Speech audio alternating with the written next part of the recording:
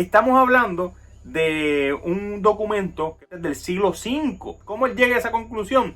Si esos libros ya están ahí en el Códice Sinaítico. Y Frank tiene un problema serio al decir que en el siglo XVI fue que esos libros se añadieron, cuando en realidad desde 2 o 3 siglos antes de Cristo esos libros han estado en la tradición de la Septuaginta. Dios los bendiga, amigos y amigas de Teologizando. Normalmente los videos los hago con un guión porque se me hace más fácil controlar las cosas que digo y practicarlas y cometer menos errores, sobre todo de dicción. Pero en la noche de hoy he decidido hacer un video un poco diferente. Voy a hacer una reacción de un video, cosa que normalmente tampoco hago. ¿Y por qué no hago normalmente video reacciones? Más que todo por evitar problemas con derechos de autor, problemas con copyright. Pero creo que es pertinente hacer este tipo de videos y sobre todo lo que voy a hacer esta vez. Y voy a trabajarlo de una manera un poco diferente para evitar los problemas de copyright. Pues voy a cambiarle la voz al video y voy a también cambiar un poco el video a ver si con eso evitamos ese problema. Pues de la persona que vamos a hablar, él se llama Frank Turek.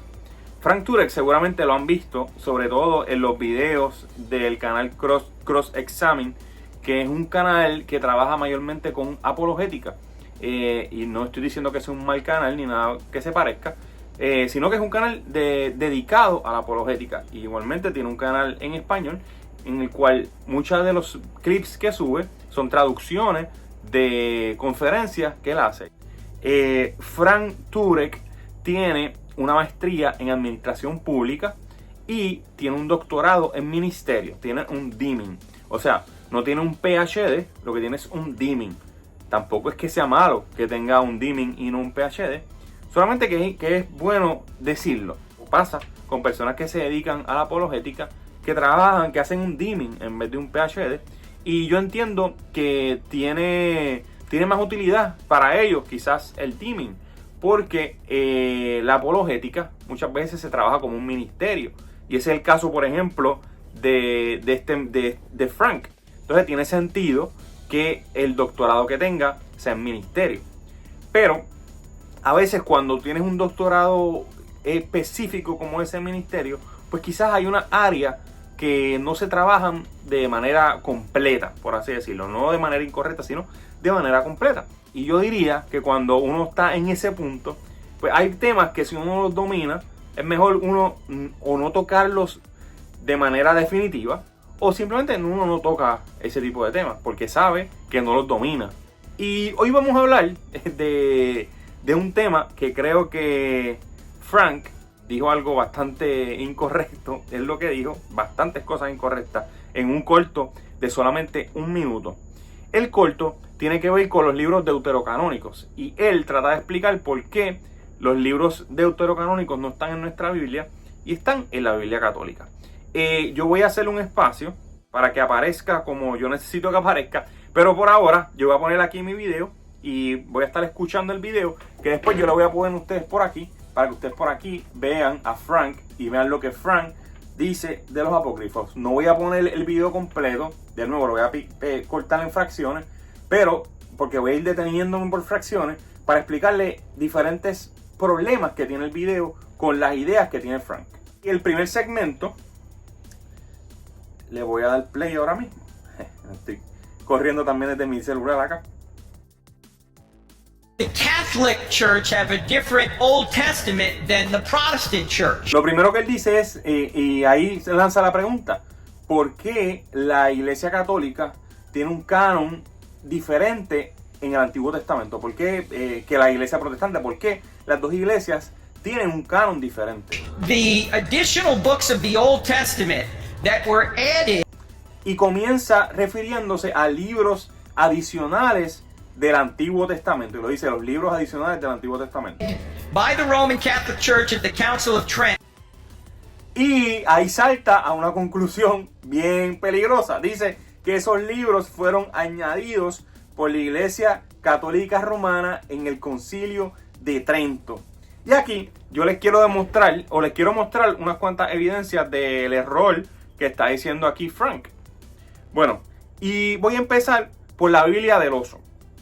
para que no lo sepa, la Biblia del Oso es la primera traducción que se hizo ya dentro de la Reforma de la Biblia al español, tanto del Antiguo Testamento como del Nuevo Testamento. Ese trabajo se hizo por Casiodoro de Reina y lo revisa Cipriano de Valera. Y lo interesante es que esa Biblia posee todos los deuterocanónicos. No uno, no dos, no tres, sino completo. Todos los deuterocanónicos. Y eso está peligroso porque si Frank dice que la Iglesia Católica los añadió en Trento, entonces ¿por qué la Biblia del Oso posee los deuterocanónicos? La segunda Biblia que vamos a mirar es la Biblia de Lutero, porque en este video Frank se refiere, van a ver a continuación, a Lutero. En el 1534 Lutero publicó su primera traducción a la Biblia y adivinen qué, incluía también los deuterocanónicos. Lo que pasa es que Lutero los puso en un área diferente y ahí les llamó que esos libros eran apócrifos. Pero a pesar de que los determina como apócrifos, no tuvo problema con incluirlos dentro de su canon o dentro de su Biblia. Así que Lutero los pone, pero los pone en una categoría menor. A diferencia de la Biblia del Oso, que los pone, no los separa como deuterocanónicos, sino que los pone después de que terminan los libros proféticos. El próximo testigo que vamos a traer aquí, ¿verdad? Como estamos hablando con el canal Cross Examine, el próximo testigo es el Codex Sinaítico. Para los que no saben, en las traducciones, en el trabajo de traducción, hay 4 documentos, 4 códices que se conocen como los grandes unciales. Esos son 4 códices que son como si fuera el libro y que son los que contienen las evidencias más antiguas y más completas del Nuevo Testamento. No significa que no hayan manuscritos más antiguos que esos, sino que esos son los más completos en ese estado de preservación y de ese tipo de antigüedad. En los grandes unciales está el Codex Vaticano, el Codex Sinaítico, el Ephraemi Rescriptos y se me queda uno que no me acuerdo si es, ahora no me acuerdo cuál es el otro grande uncial. Pero en el Codex Sinaítico aparecen los siguientes deuterocanónicos. Aparece Primera de Macabeos, aparece Tobit, aparece Judith, aparece Cuarta de Macabeos, aparece Sabiduría de Salomón y aparece Eclesiástico. Estamos hablando de un documento que probablemente es del siglo V. Y de nuevo Frank nos dice que lo añadieron en Trento en el año 1546. O sea, ¿y cómo él llega a esa conclusión? Si esos libros ya están en el Codex Sinaítico y el Codex Vaticano tiene otros de los deuterocanónicos. Así que la realidad es que esos libros han estado en esa tradición durante todo el tiempo hasta que finalmente se retiran, hasta que finalmente se desechan porque se determina que son como apócrifos y el protestantismo desecha los libros por completo. Pero podemos irnos más atrás todavía. Y aquí se le pone más difícil la cuestión a Frank. Más atrás nos vamos en Qumran. Y si les digo que los deuterocanónicos también han aparecido en Qumran. Frank tiene un problema serio al decir que en el siglo XVI fue que esos libros se añadieron. Cuando en realidad desde 2 o 3 siglos antes de Cristo esos libros han estado en la tradición de la Septuaginta. Y la cuestión es que la tradición de la Septuaginta fue la que usó la iglesia primitiva como su Biblia. Y si ellos están usando la Septuaginta como Biblia, pues también tenían a estos libros que se le llaman deuterocanónicos. Entonces la pregunta, y para beneficio de todos, ¿por qué se le llama deuterocanónicos? Porque originalmente esos libros no se habían conseguido en hebreo, sino que solamente estaban en griego. Y ya que solamente estaban en griego, pues se determinó que era un canon diferente al canon hebreo. Por eso es que se habla de la Biblia hebrea. Y aparte de la Biblia hebrea están estos libros que entonces son los deuterocanónicos. Es un segundo canon. Y lo interesante es que normalmente la Iglesia Católica no los ve o no los había visto de la misma altura o de la misma importancia que los otros libros del canon hebreo. Sí eran importantes, pero se le daba más peso a los libros en hebreo que a estos libros del canon griego o deuterocanónicos. Después Frank nos dice que esos libros eran libros que no eran considerados como canónicos por los judíos. Bueno, aquí hay un problema, hay un gran problema. ¿Y qué significa judío? ¿Acaso Jesús y sus discípulos no eran judíos? ¿Acaso los judíos que estaban en Alejandría no eran también judíos? Lo que pasa es que hay una tradición rabínica, que es la tradición que comienza a crecer después de que se destruye el templo en el año 70, que ellos empiezan a consolidar su fe dentro del canon hebreo, desechando la Septuaginta. ¿Y por qué desechaban la Septuaginta? Pues sencillo, porque la Septuaginta era el canon que usaba la iglesia. O sea, estamos diciendo nosotros vamos a preferir un canon judío cuando la iglesia primitiva usaba el canon griego. Y antes de seguir, yo no estoy diciendo que hoy en día nosotros le vamos a dar la misma importancia a estos libros, a los deuterocanónicos junto con los libros de la Biblia hebrea. Lo que sí es cierto es que eran libros que eran importantes y que eran usados también por la iglesia y que formaban parte de las fuentes que se usaron para el Nuevo Testamento. De hecho, ahí tenemos el libro del doctor Raúl Saldívar, que nos habla de ese tema, y si usted quiere saber que esto no me lo estoy inventando yo, pues consiga los libros de Raúl Saldívar de las fuentes que dieron origen al Nuevo Testamento, y ahí van a ver que en realidad estos libros sí los tenía la iglesia primitiva. Claro, de nuevo, no estoy diciendo que tenían quizás la misma importancia que los de la Biblia hebrea, pero ciertamente la iglesia primitiva también los tenía. Así que de nuevo, Frank tiene un problema al decir que se añadieron en el siglo XVI, cuando en realidad la tradición de la iglesia los venía trayendo. Claro, es cierto que los judíos los rechazaron. Y esto es otro tema interesante, porque muchas veces se habla de Jerónimo de Estridón. Jerónimo fue el que tradujo la Vulgata latina. Y Jerónimo hizo su traducción en Jerusalén. Él fue a Jerusalén a traducir la parte hebrea de la Vulgata. Y ahí él tuvo la influencia de los rabinos que estaban ahí en Jerusalén. Y básicamente de esos rabinos es que él saca la idea de que estos libros deuterocanónicos pues son secundarios o ni siquiera deben formar parte del canon. Y eventualmente esa idea la trae después la Reforma Protestante, y al fin y al cabo terminan, aunque al principio, como demostré ya en la Biblia de Oso y en la misma Biblia de Lutero los tenían, pues en cierto momento, ya en el siglo XIX, básicamente, o sea, tampoco fue al principio, en el siglo XIX los terminan sacando por completo de la Biblia. Y de hecho, hay una traducción, que es la traducción Dios habla hoy, que esa traducción es una traducción ecuménica, en el sentido de que no solamente trabajaron cristianos en su traducción, sino que también trabajaron católicos. Y la Dios habla hoy tiene una versión que es la Dios habla hoy con los deuterocanónicos. Así que hay Biblias, inclusive Biblias que nosotros usamos en nuestro entorno, que tienen versiones o que vienen versiones con los deuterocanónicos. Bueno, y seguimos. Vamos a seguir viendo el video. Beginning in about 1546, were books that the Jews did not consider part of their Old Testament. Why are the Catholics putting it in their Old Testament? Entonces, ahora Frank viene con una teoría, y de hecho él dice, me parece que es porque ellos estaban actuando en contra de Lutero y en contra de la fuerza y el movimiento de la Reforma Protestante. De nuevo, eso tiene grandes problemas, sobre todo cuando vemos que la primera Biblia de Lutero los incluyó, aunque los incluyó en un área aparte, pero los tenía.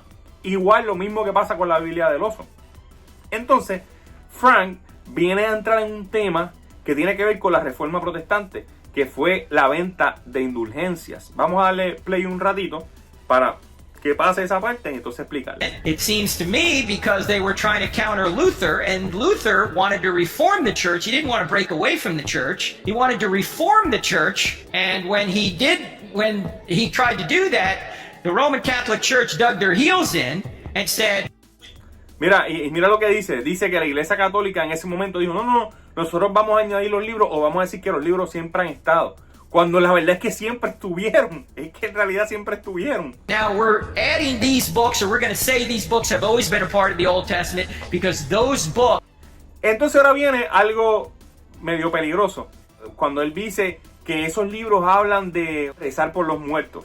Y habla específicamente de Segunda de Macabeos. Y él dice, yo creo que es en Segunda de Macabeos.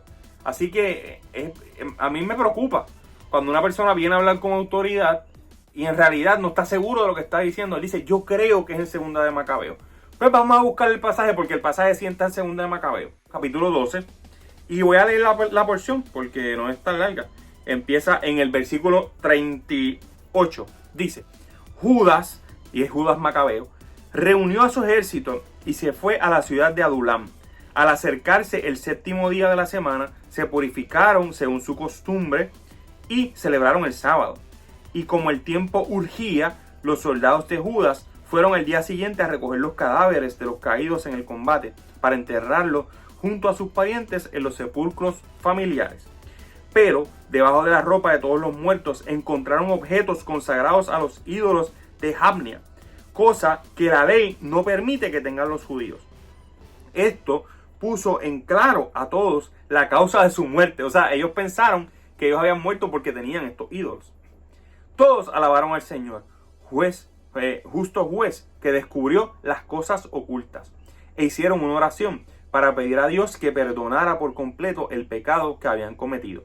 El valiente Judas recomendó entonces a todos que se conservaran limpios de pecado, ya que había visto con sus propios ojos lo sucedido a aquellos que habían caído por causa de su pecado. Así que ellos entendían que estas personas habían muerto gracias al pecado que habían cometido.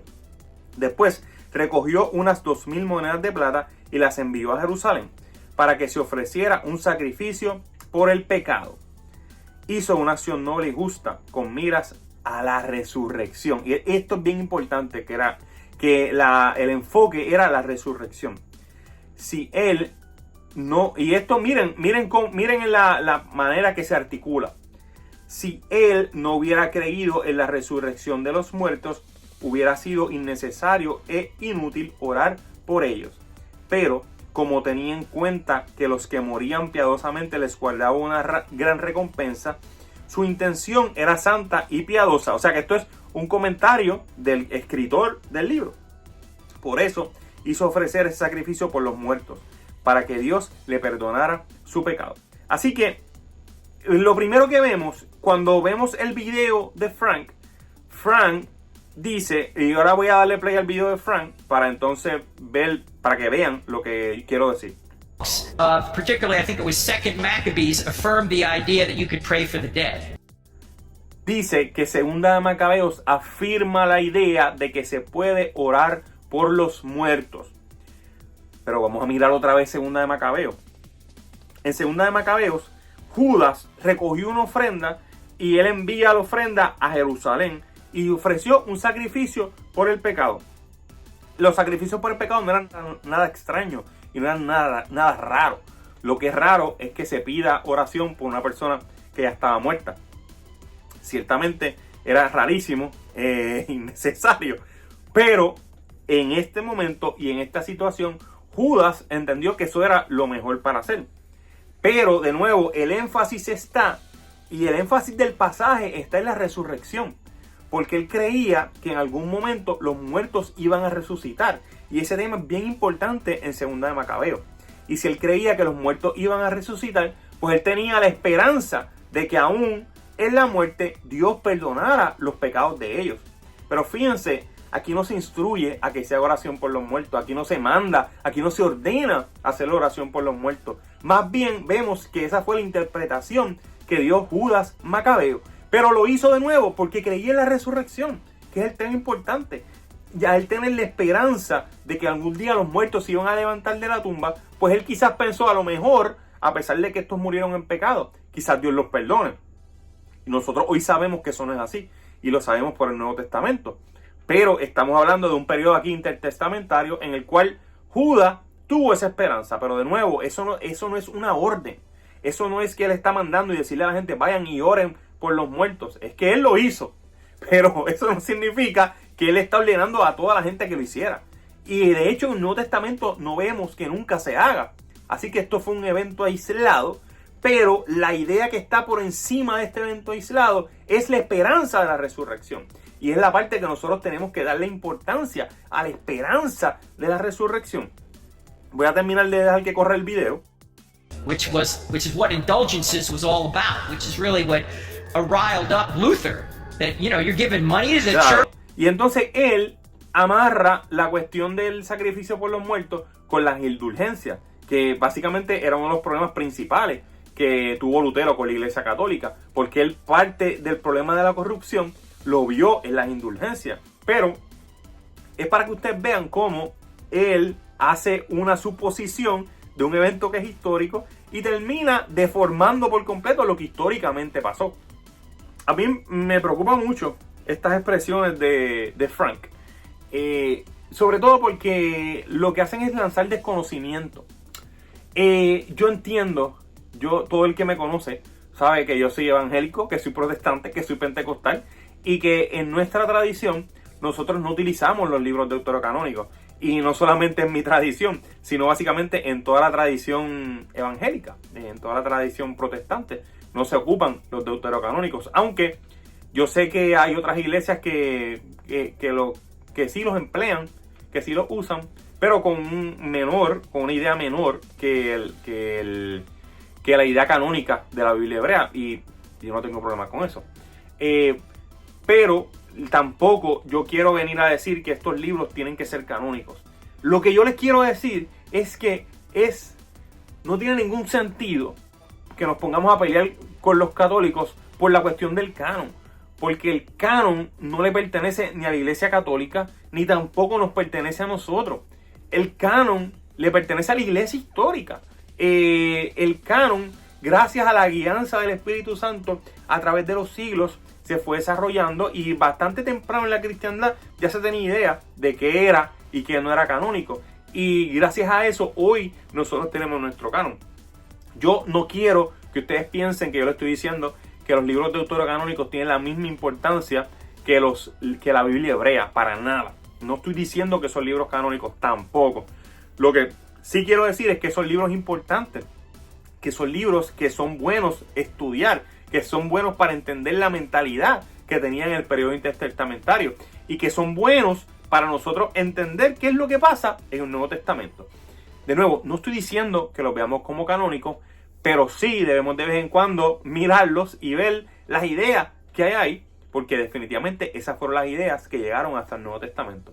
Y si quieren saber que no me estoy inventando eso, pues ahí sí les recomiendo el libro de Raúl Saldívar, del doctor Saldívar, que ese es el libro que va a aclararle todo este asunto. Así que espero que este video les haya gustado. Es un video con un formato un poco diferente, con un formato un poco más informal a lo que estoy acostumbrado. Así que si les gusta este tipo de formato, por favor dale me gusta, comparte el video para que se vea más. Y yo estoy seguro que esta idea que estoy trayendo no es del agrado de todo el mundo, porque no todo el mundo piensa igual que yo, pero yo respeto a ellos y espero que respeten también mi postura. Y nada, si ustedes no están de acuerdo conmigo, déjame en los comentarios por qué piensas que estoy equivocado, qué es lo que, porque si acaso tú piensas que Frank está bien y yo estoy equivocado, pues ¿por qué? Y podemos comenzar con una interacción interesante en los comentarios. Así que nos vemos en los comentarios. Espero que el video les haya gustado. Nos vemos en el próximo y que Dios los bendiga mucho.